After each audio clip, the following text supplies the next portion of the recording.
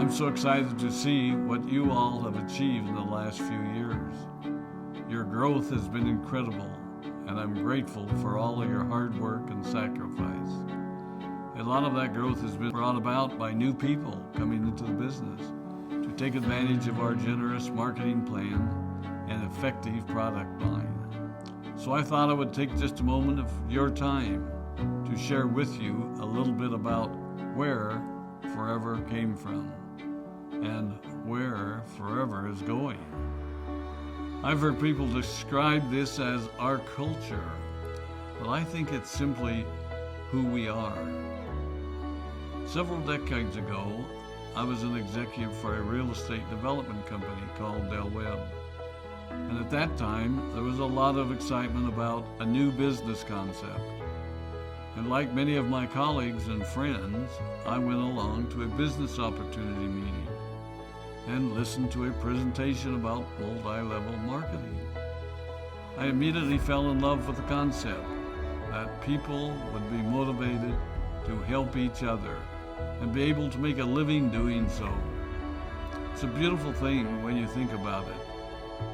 Although I was enjoying my career, I didn't think that I was contributing as much as I wanted or as much as I could to improve the well-being of the people around me.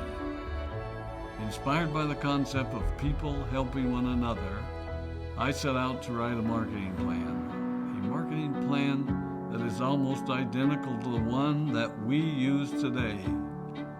As I developed it, I had two goals. One was to pay the highest bonuses possible and still be able to run a company effectively. Two, to build a plan that would motivate and encourage people to keep working. I wanted a plan to reward those that remain active and engaged. I love the concept of a royalty income. However, I believe that it's good for our souls to work hard. People who work hard are happier. Of course, if you work hard, you should play hard. And that was one of my motivational factors in starting Forever Resorts. It was to give people the opportunity to spend time with their loved ones and experience the wonder of nature. Next time we're together, maybe I can tell you more about my passion for our resorts, our rare animals, and spectacular natural resources. So, with the marketing plan prepared, I needed to find a product. And we searched around and looked at different opportunities. I was passionate about finding something that was effective, consumable, and that we knew would not be a fad. During my search, I met a group of doctors who had developed a method of stabilizing aloe vera. They convinced me of its efficacy, and we began testing the product, and were amazed by the results. We were in business. We had a fair and balanced marketing plan, a consumable, effective product, and the third ingredient, an absolute conviction that we could make a difference in the lives of the people around us.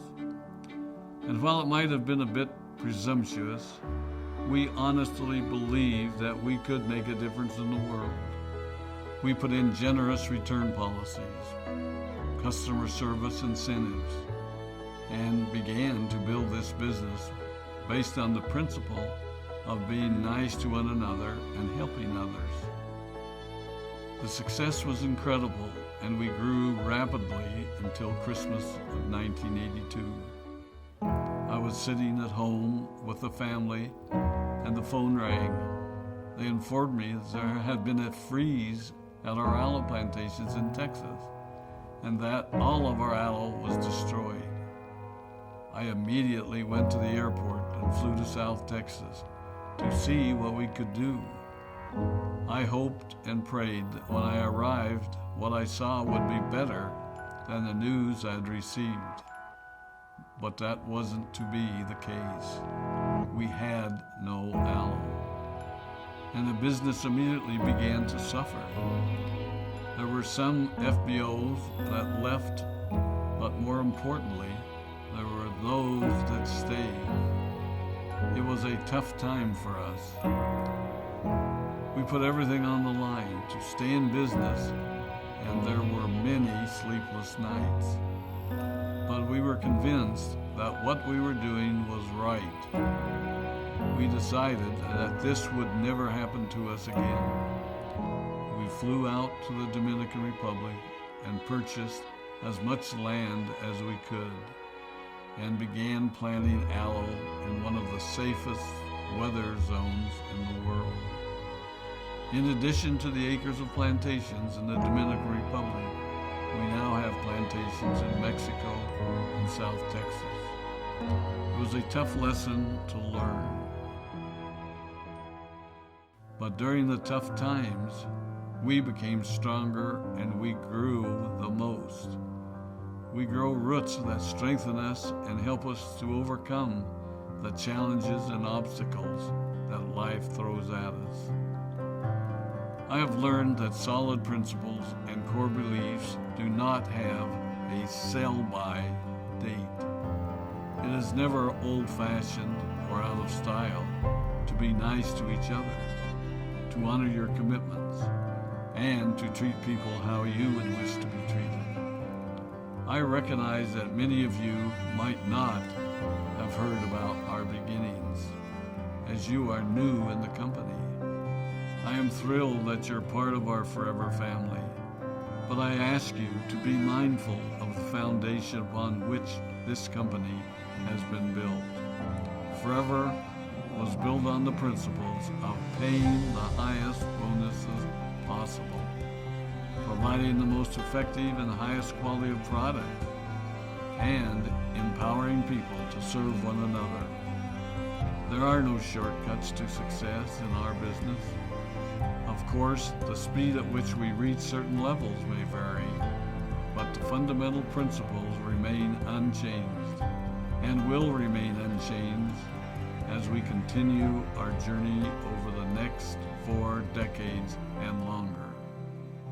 There will be times when a pathway will open up to you that will tempt you to take a shortcut, to buy a little more product than you may need, to make a purchase in someone else's name, or other ways in which we are tempted to give up what we want most for what we want now.